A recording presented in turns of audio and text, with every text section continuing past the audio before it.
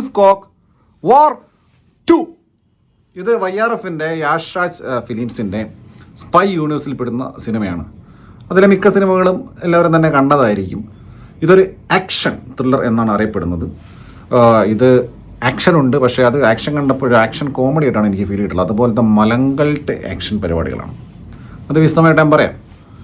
അപ്പോൾ മുൻകാല ചിത്രങ്ങളായിട്ടുള്ള നമ്മുടെ ബൈജാൻ അഭിനയിച്ചിട്ടുള്ള എക്ത ടൈഗർ സിന്ദ ഹേ, പിന്നെ ഹൃത്തിക് എന്നെ അഭിനയിച്ചിട്ടുള്ള വാർ, ഇതിൻ്റെ ആദ്യ ഭാഗം, അതിൻ്റെ സീക്വലാണ് വാർ 2. പിന്നെ അതിനിടയ്ക്ക് നമ്മുടെ SRK പത്താൻ, പിന്നെ ഇതുണ്ട് ടൈഗർ 3 ഉണ്ട് ബൈജാൻ അഭിനയിച്ചിട്ടുള്ള. അപ്പോൾ അതിൻ്റെ തുടർച്ചയായിട്ട് ഈ യൂണിവേഴ്സിൽ വരുന്ന ഒരു സിനിമയാണ്. അപ്പോൾ ആക്ഷനാണ് ഇവരെ മെയിൻ പരിപാടി. അപ്പോൾ മുൻകാല ചിത്രങ്ങളിൽ കണ്ടിട്ടുള്ളവർക്ക് അറിയാം, ഇത് ഓവർ ദ ടോപ്പ് പരിപാടിയാണ്. യാതൊരു ലോജിക്കും ഇല്ലാതെ കുറേ എല്ലാം സ്ഥിരമായിട്ട് കുറേ സ്പൈ പരിപാടിയും കുറച്ച് പിന്നെ ഹെലികോപ്റ്ററും കുറച്ച് ചേസിങ്ങും അങ്ങനത്തെ കുറച്ച് ജഗപൊക പരിപാടിയാണ് ചെയ്യുന്നത്. പക്ഷേ ഇതിലേക്ക് വന്ന സമയത്ത് ഒരു മര്യാദ വേണ്ടടേ, ഒരു പരിധിയില്ലേ ഓരോ കോമഡി പരിപാടി കാണിക്കുന്നതിന്. അതുപോലത്തെ മലങ്കൾട്ട് പരിപാടി, ആക്ഷൻ പരിപാടികൾ. പ്രൊഡ്യൂസർ ആദിത്യ ചോപ്ര, അത് പ്രത്യേകം പറയേണ്ട ആവശ്യമില്ല. ആൻ മുഖർജിയാണ് ഈ സിനിമയുടെ ഡയറക്ടർ. അദ്ദേഹം അത്യാവശ്യം കൊള്ളാവുന്ന ഡയറക്ടറായിരുന്നു.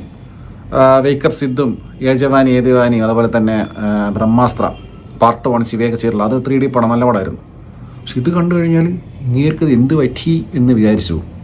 അതുപോലെയാണ് പടച്ച് വെച്ചേക്കുന്നത്. അങ്ങനെ ഈ യൂണിവേഴ്സിൽ ഈ സിനിമയ്ക്കകത്ത് വരുന്നത് കബീറാണ്, ഹൃത്തിക്കിൻ്റെ കഥാപാത്രം, റോ ഏജൻറ്റ്. അപ്പോഴേ തുടക്കത്തിൽ തന്നെ ഒരു സോട്ട് ഫൈറ്റാണ്, ഏതോ ചൈനക്കരങ്ങനായിട്ടുള്ള സോട്ട് ഫൈറ്റാണ്. ചാതി കോമഡി ഫൈറ്റ് പറയും. ഇദ്ദേഹം 2-3 വാളൊക്കെ എടുത്തിട്ട് ഇങ്ങനെ ഒരേ വീശലും വെട്ടലും. മറ്റോരോ ആളുകൾ ഈ പിന്നെ മമ്മൂക്കേൻ്റെ അടുത്തേക്ക് ഗുണ്ടകൾ അടി വാങ്ങാൻ വരുന്ന പോലെ കുറേ ആളുകൾ ഇങ്ങനെ വരുക.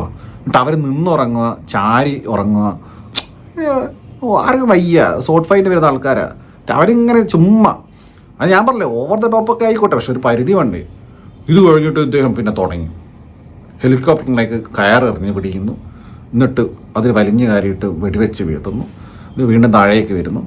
ഇങ്ങനെ തുടക്കത്തിൽ തന്നെ ഇത് കൈവിട്ട പരിപാടിയാണ്. അശുതോഷ് റാണ, അനിൽ കപൂർ, അതുപോലെ തന്നെ കൈറ അദ്വാനി, ഇവരൊക്കെയാണ് പിന്നെ കൂടാതെ ഉള്ളത്. ഹൃത്തിക്കിനെ കൂടാതെ പിന്നെ ഓഫ് കോഴ്സ് ജൂനിയർ NTRൻ്റെ ഇൻട്രോ ഇതുപോലെ തന്നെ. എന്തോ പാരച്യൂട്ടൊന്നും ഇല്ലാണ്ട് ഇയാൾ പറക്കുക, എങ്ങോട്ടോ ഏതെങ്കിലും ആകാശത്തൂടെയൊക്കെ പറന്ന് പോയിട്ട് എത്രയോ ദൂരെ പോയിട്ട് ഏതോ കപ്പലിൽ വീഴുന്നു. അവിടെ നിന്ന് പിന്നെ അദ്ദേഹം വെടിവെക്കുന്നു. അതായത് ലോജിക്കൊന്നുമില്ല. അത് ഇത്തരം സിനിമകൾ ലോജിക്ക് നോക്കേണ്ട കാര്യമില്ല. പക്ഷെ അങ്ങനെയല്ലല്ലോ, വളരെ മോശം ഗ്രാഫിക്സ്.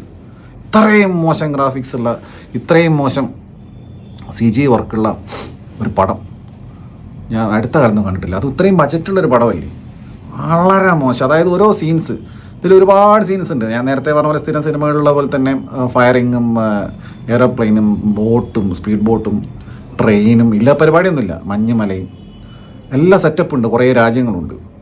പക്ഷെ ഇതൊക്കെ ഉണ്ടെങ്കിലും ഇത് കാണുമ്പോഴേ അറിയാം ഇത് ഗ്രാഫിക്സ് ചെയ്ത് വെച്ചേക്കാണ്. അതുപോലെ വളരെ മോശം എന്ന് പറഞ്ഞാൽ വളരെ മോശം. നമ്മളൊരിക്കലും ജെയിംസ് ബോണ്ട് പടങ്ങളോ അല്ലെങ്കിൽ MI സീരീസോ അങ്ങനത്തെ സിനിമകളോ പോലെ ഒന്നും ഇത് വരുമെന്ന് പ്രതീക്ഷിക്കുന്നില്ല.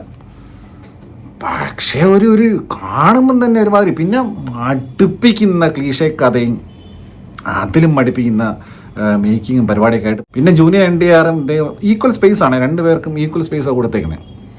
രണ്ടുപേരും പെർഫോമൻസും കുഴപ്പമില്ല, ലുക്കും ലുക്കുണ്ട്. പക്ഷേ വർക്കില്ല, പടത്തിന് വർക്കില്ല. വളരെ മോശം റൈറ്റിങ്. അതായത് ഈ ഇത്രയും വന്ന ഈ യൂണിവേഴ്സിനകത്തുള്ള ഏറ്റവും മോശം സിനിമ ഏതാണെന്ന് നിസ്സംശയം പറയാൻ വേണ്ടി സാധിക്കും. അത്രയും മോശം റൈറ്റിങ്. ഇതിൽ കുറേ കോമഡി ഉണ്ട്. ഇങ്ങനെ ഒരു LED ബൾബ് കത്തിക്കുന്ന സമയത്ത് ഇങ്ങനെ ചുറ്റിനും കുറേ ആൾക്കാർ വരും, കുറേ കളവന്മാരും ഒരു കളവി. ഇവരൊക്കെ മറ്റേ സിൻഡിക്കേറ്റാണ്. അതിൽ തന്നെ ചൈന, മ്യാൻമർ, റഷ്യ എന്നെല്ലാം പറഞ്ഞിട്ട് കുറേ പാകിസ്ഥാൻ, മറ്റേ LED ബൾബ് ഓഫാക്കുമ്പോൾ ഇവരൊക്കെ മാഞ്ഞു പോകും. എന്നിട്ട് അങ്ങോട്ട് ഇദ്ദേഹത്തിൻ്റെ ക്യാരക്ടർ ഈഗോയുള്ള ക്യാരക്ടറാണ്. എന്ന് രണ്ടാമനായി എന്ന് പറഞ്ഞ പരാതിയൊക്കെയുള്ള ഈഗോയുള്ള ക്യാരക്ടർ. പിന്നെ ഒരു അവിഞ്ഞൊരു ഫ്ലാഷ് ബാക്ക് ഉണ്ട്. അതായത് നമ്മുടെ സലാറിലൊക്കെ ഉള്ള പോലെ കുട്ടിക്കാലത്തുള്ള രണ്ടുപേരുടെ ഫ്ലാഷ് ബാക്ക്, ഹൃത്തിക്കിൻ്റെയും ജൂനിയർ NTRൻ്റെ. അതൊക്കെ ഇട്ട് വലിച്ച് നീട്ടി. പിന്നെ അതുകൂടാതെ കൈറ അദ്വാനായിട്ടുള്ള ഫ്ലാഷ് ബാക്ക് വേറെ, ഹൃത്തിക് റൊമാൻറ്റിക് ഫ്ലാഷ് ബാക്ക്. അങ്ങനെ ഇപ്പോൾ സോങ്ങിലും വന്നതുകൊണ്ട് പിന്നെ ഒരു സോങ് പൊളിയായിരുന്നു. ഹൃത്തിക്കും ജൂനിയർ NTRും കൂടെ ഡാൻസ് ചെയ്യുന്ന ഒരു കിട്ടില്ല, അത് നിങ്ങൾ കണ്ടു കാണും. ഹൃത്തിക്കിൻ്റെ അടുത്ത് ആർക്കും പിടിച്ചേക്കാൻ പറ്റില്ല, പക്ഷേ NTR നന്നായി കട്ടയ്ക്ക് തന്നെ കളിച്ച് പിടിച്ചു തന്നിട്ടുണ്ട്. പിന്നെ ഞാൻ പറഞ്ഞില്ല, ഈ ചേസിങ്ങും പരിപാടി പറഞ്ഞു കഴിഞ്ഞാൽ ഓവർ ദ ടോപ്പിൻ്റെ ഏറും കളിയും. ഒരു ചേസ് ഉണ്ട് മറ്റേ സ്പെയിനിലങ്ങാൻ വെച്ചിട്ടാണ്. ആ ചേസിൽ ഒരു മിനി കൂപ്പറും ഹമ്മറും, അതായത് ഇയാൾ ഹമ്മറിൽ ജൂനിയർ NTR, ഹൃത്തിക്ക് മിനി കൂപ്പറിൽ, എന്നിട്ട് ഹമ്മറിനെ മിനി കൂപ്പർ ഇടിച്ചിടുക. എന്തൊക്കെ അപരാധങ്ങളാണ് കാണിച്ചു നോക്കണേ. എന്നിട്ട് ഈ മിനി കൂപ്പർ കൊണ്ട് ഹൃത്തിക്ക് വലിയൊരു പാലത്തിൻ്റെ മുകളിൽ ട്രെയിനിൻ്റെ മുകളിലേക്ക് ഓടിച്ച് കയറ്റും. എന്നിട്ട് ട്രെയിനിൻ്റെ മുകളിൽ കൂടെ കാർ ഓടിച്ച് പോവാം. എന്നിട്ട് ലാസ്റ്റ് കാറ് മറിഞ്ഞ് വീണിട്ട് ട്രെയിന് കാറിന് ഇടിച്ച് നിൽക്കുക.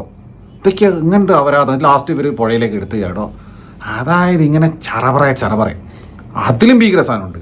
അതിലും ഭീകര സാധനം എന്ന് പറഞ്ഞു കഴിഞ്ഞാൽ സ്പീഡ് ബോട്ടിൽ രണ്ടുപേരും ചേസ് ചെയ്ത് പോയിട്ട് സ്പീഡ് ബോട്ടും കൊണ്ടുപോയ താരക്, അതായത് ജൂനിയർ NTR, അതൊരു F1 ട്രാക്കിലേക്ക് ഓടിച്ചു കയറ്റും.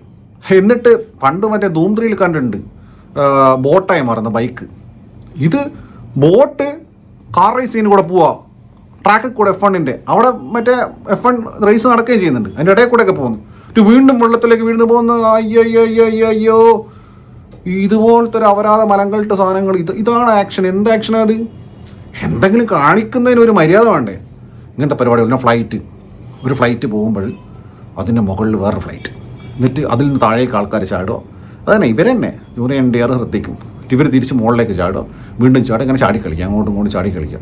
ഇത് ശൂന്യാകാശത്ത് ഫ്ലൈറ്റ് പോകുന്ന സമയത്ത് ഇങ്ങനെയുള്ള ആക്ഷൻ പരിപാടി. പിന്നെ അല്ലേ മഞ്ഞുമല സാധനമൊക്കെ ഇവർക്ക് മസ്റ്റാണ്. ഒരു ബൈക്ക്, മഞ്ഞുമലയിൽ കൂടെ ബൈക്ക് ഓടിക്കുന്നത് അത് മിക്ക സിനിമകളിലും കാണാം. അതുപോലെ തന്നെ മഞ്ഞുമല ലാസ്റ്റ് മഞ്ഞിൻ്റെ ഇതെടുത്തിട്ട് കുത്തിക്കളിയൊക്കെ ചെയ്യുക. എന്നിട്ട് പിന്നെ അവർ കെട്ടിപ്പിടിക്കുക, കരയുക, സീരിയൽ ലെവൽ ക്ലൈമാക്സ്. അങ്ങനെയുള്ള ഒരു 3 മണിക്കൂർ.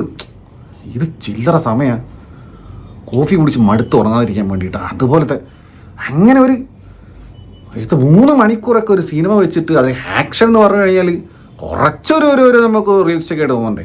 കുറച്ചെങ്കിലും.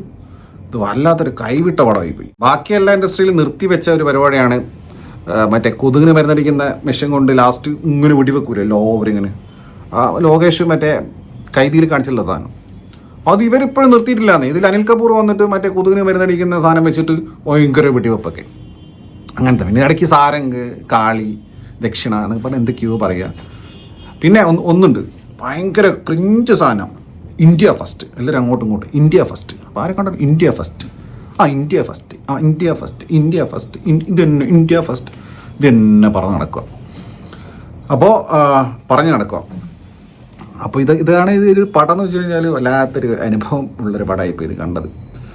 ഇതാണ് ടൈഗർ, കബീർ, പത്താൻ, അതിലേക്ക് ഒരാൾ കൂടെ വന്നു ചേർന്നത് രഘു. ഇതാണ് ജൂനിയർ NTR. ഇനിയിപ്പോൾ രഘുവിനെയും ക്യാമിയായിട്ട് ഏത് പടത്തിന് വേണമെങ്കിൽ കൊണ്ടുവരാമല്ലോ. അതിന് രഘുവിനെ കൊണ്ടുവന്ന ഒരു പടം. ഇതാണ് വാർ 2.